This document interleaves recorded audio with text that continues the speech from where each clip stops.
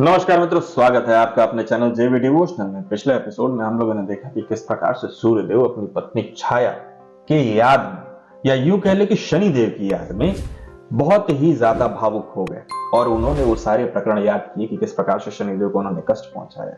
इस पूरे प्रकरण में ये भी देखने को मिला कि किस प्रकार से देवी संज्ञा वहां पर आई और उनसे भी रुष्ट दिखे हमें सूर्यदेव, लेकिन कहीं ना कहीं देवी संज्ञा के आंसुओं ने सूर्यदेव का पूरा क्रोध धुल दिया।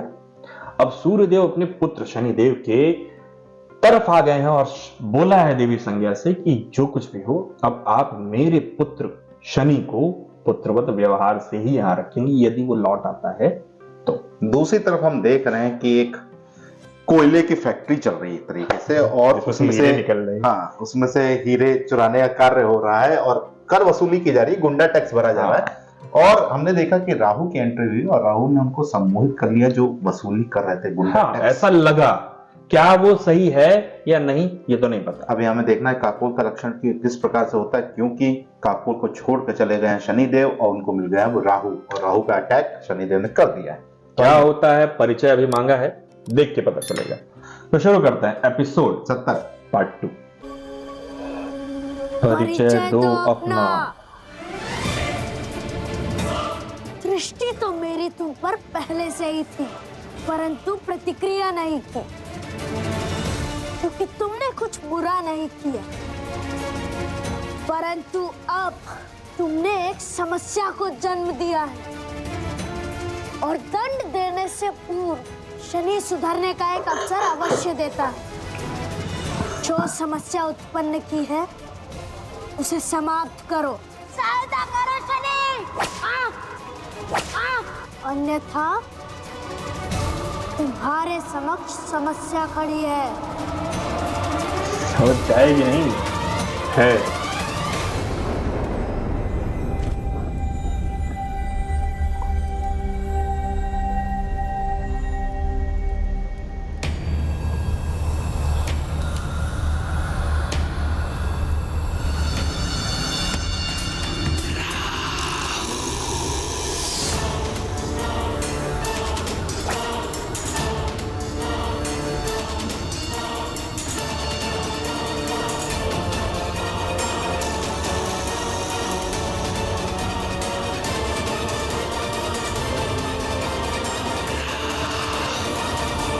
परिचय अब तक नहीं दिया तुमने।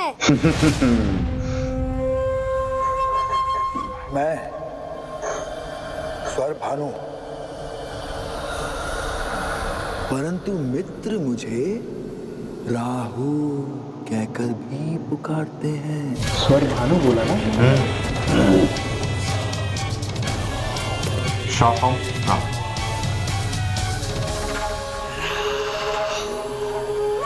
बहुत क्रोध भरा है तुम्हारे भीतर।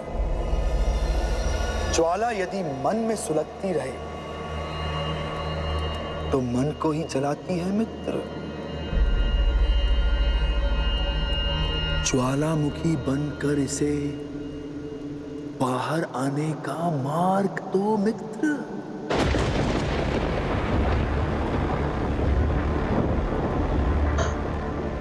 मार्ग पर तो तुम्हें आना होगा। जितना शीघ्र आओगे उतना ही श्रेष्ठ होगा।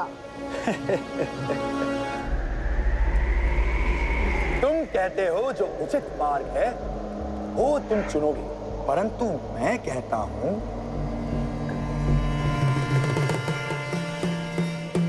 जो मार्ग तुम चुनोगे वही उचित मार्ग होगा।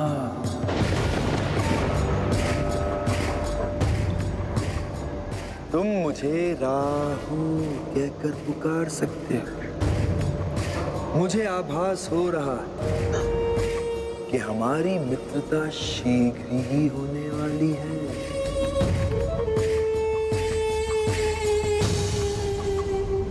मुझे ना मित्रों की आवश्यकता है और ना ही उनमें कोई रुचि। परंतु मेरी रुचि तो तुम में है मित्र। तुम एक लौते हो जो देवों को उचित मार्ग पर ला सकते हो।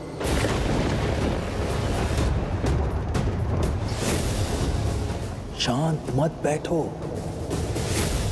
भस्म कर दो अपने क्रोध की अग्नि से इन देवों के कलुषित कर्मों को।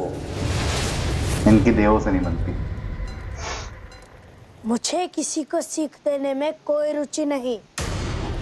उनके कर्मों का फल उन्हें स्वयं मिलेगा। यदि कर्मों का फल मिलना ही है तो क्या अंतर पड़ता है कि हम कौन सा मार्ग चुनते हैं? मुझे तो जो अच्छा लगता है वही सच्चा लगता है। तुम जो कोई भी हो बहुत भ्रमित हो, क्योंकि मन को अच्छा लगने वाला स्वयं के लिए किया जाता है और जो सच्चा होता है वो संसार के लिए किया जाता है।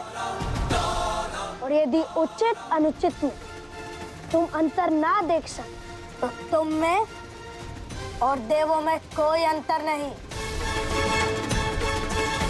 जानता हूं तुम देवों से भिन्न हो।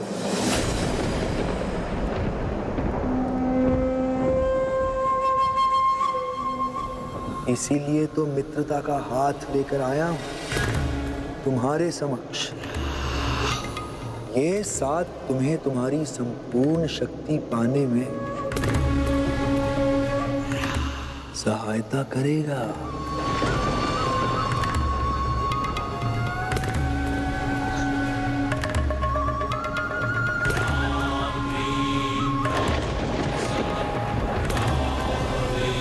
बहुत ही रहस्यमयी बातें चल रही हैं। कब तक दूर जाओगे शनि? राहु तुम्हारे पीछे है, और जब राहु किसी के पीछे पड़ जाता है तो किसी व्यक्ति का आगा पीछा नहीं देखता। राहु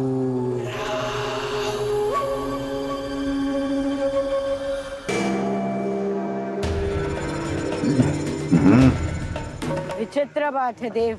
देव अपनी सारी शक्तियां लगाकर भी शनि को ढूंढ नहीं पा रहे, और आप भी मौन हैं। मुझे ही स्वयं कुछ करना होगा। मैं सूर्य लोक से सर्वश्रेष्ठ गुप्तचरों को भेजूंगा। ठहरो यम। ठहरो किस लिए इंद्रदेव?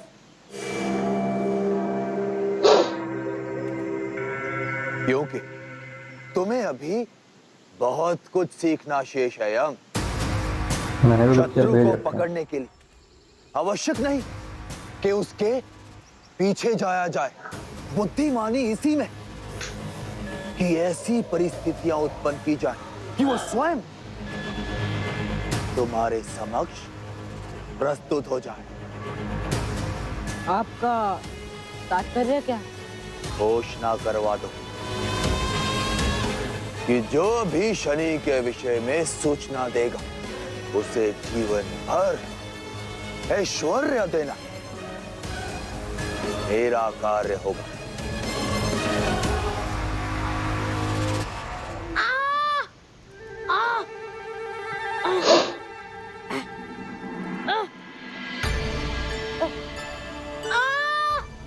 माता, बहुत पीड़ा होती है।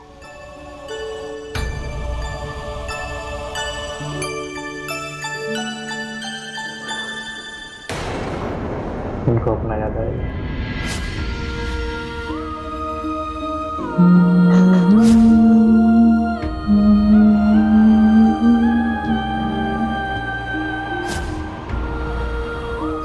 अब भी वैसे ही देख रहे हो जैसे तब देख रहे थे, जब वो दुष्ट मुझ पे तुम्हारे मित्र पर प्रहार कर रहा था। मैंने तुम्हें सहायता के लिए पुकारा, परंतु फिर भी तुम नहीं आए। ऐसा क्यों? क्योंकि तुमने कहा था कि मैं उन दुष्टों से ना उलझूं। परंतु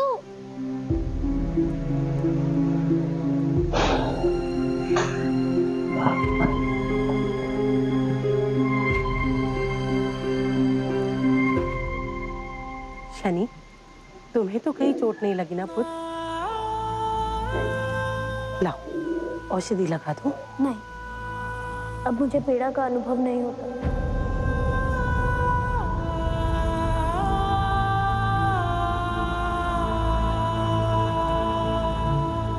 अधिक चोट तो नहीं आई ना पुत्र? नहीं।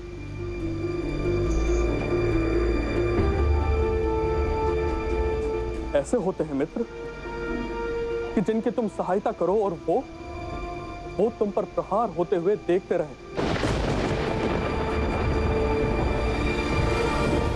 परंतु शुभ है कि तुम्हारा ये मित्र कायर है।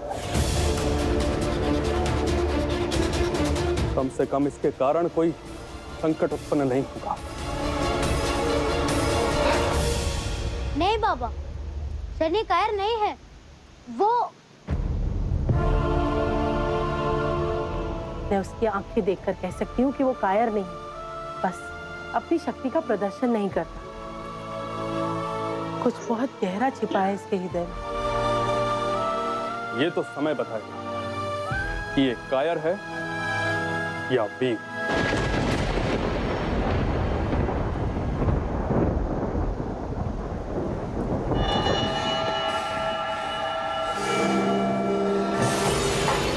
ये तो पत्रकारों के पीछे पड़ गए भाई।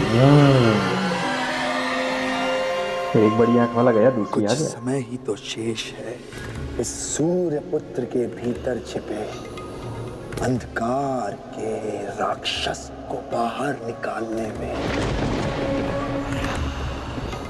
ओ राक्षस जो देवताओं का नाश कर देगा।